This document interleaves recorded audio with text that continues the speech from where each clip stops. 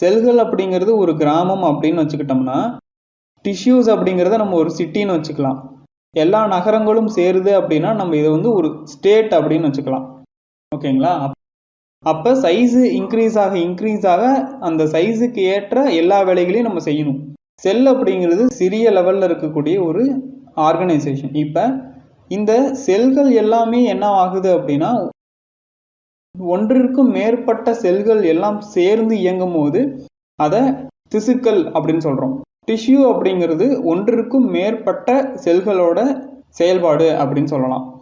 நம்மளோட பாடி அப்படிங்கிறது ஏகப்பட்ட செயல்முறைகளையும் செயல்பாடுகளையும் கொண்டது.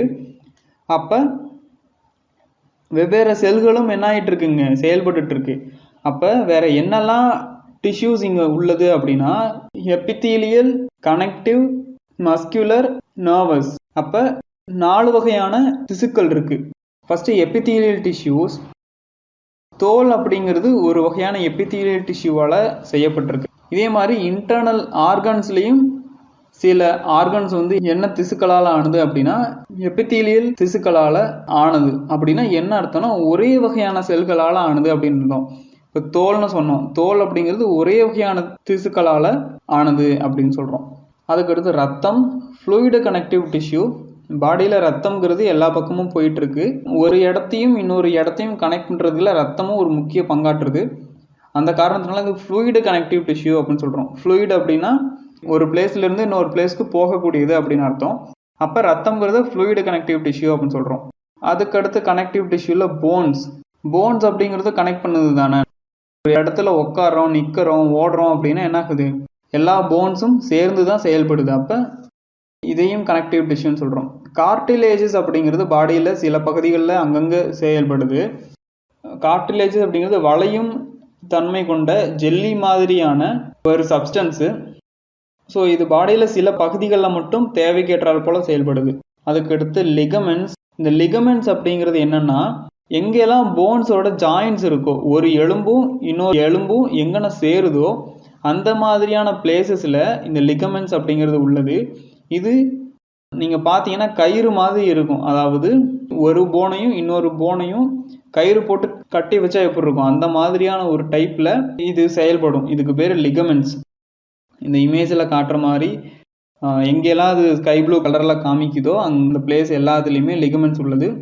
எங்கெல்லாம் ஜாயிண்ட் ஆகுதோ ஒரு எலும்பும் இன்னொரு எலும்பும்.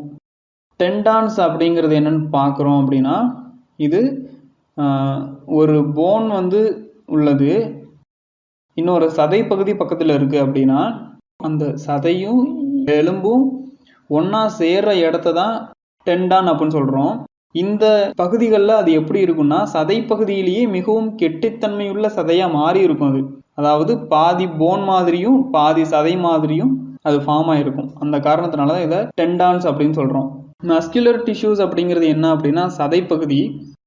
ஓகே, இன்னும் ஒன்று இருக்குது, நர்வ் டிஷ்யூ அப்படிங்கிறது இப்போ நம்ம ஏதோ ஒரு செயல் செய்கிறோம் அப்படின்னா அந்த செயல் மூலமாக என்ன நடந்தாலும் சரி, சென்சேஷன் அப்படின்னு ஒன்று வந்தாவே அது எங்கே போகுதுன்னா நர்வ் டிஷ்யூஸ் மூலமாக தான் போகுது. நர்வ் அப்படிங்கிறது தான் ஒரு சென்சேஷனை உண்டு பண்ணுது. இப்போ நமக்கு வந்து தோல் மேலே ஏதோ ஒன்று மோதுது அப்படின்னா அப்போ என்ன பண்ணுது, தோலுங்கிறது அதை சென்ஸ் பண்ணுது. நம்மளோட உடம்பு மேலே ஏதோ ஒன்று மோதுது அப்படிங்கிறத கண்டுபிடிக்கிறது யாருன்னா நர்வ் டிஷ்யூ தான். அதே மாதிரி பாடியில் எங்கே பெயின் வந்தாலுமே அது நர்வ் டிஷ்யூவால் உண்டாக்குறது தான். இது என்ன பண்ணுதுன்னா ஒரு இடத்துல இருக்கிற சிக்னல்ஸை இன்னொரு பிளேஸுக்கு டிரான்ஸ்மிட் செய்கிறதுக்கு பயன்படுது. இது எல்லாமே சேர்ந்து தான் பாடி அப்படிங்கிற ஒரு சிஸ்டம்ங்கிறது இயங்குது. நான் ஸ்டார்டிங்கில் சொன்ன மாதிரி தான் ஒரு சின்ன கிராமம் அப்படிங்கிறதும் ஒரு ஸ்டேட் அப்படிங்கிறதும் சைஸில் தான் வந்து வேறையாகுதே தவிர செயல்பாடுகளில் ஒன்றா தான் செயல்படுது. செல்கள் அப்படிங்கிறது ஒரு சிறிய கிராமம் மாதிரியும், திசுக்கள் அப்படிங்கிறது ஒரு சிட்டி மாதிரியும், அதுக்கடுத்து பாடி அப்படிங்கிறது ஒரு ஸ்டேட் மாதிரியும் செயல்படுது. ஒவ்வொன்றிற்குமான செயல்பாடுகள் அப்படிங்கிறது வெவ்வேறையாக உள்ளது. அந்த செயல்பாடுகளுக்கு ஏற்றாற் போல செல்களோட கவுண்ட்டும் செல்களோட செயல்பாடுகளும் வேறுபடுது. தேங்க்யூ.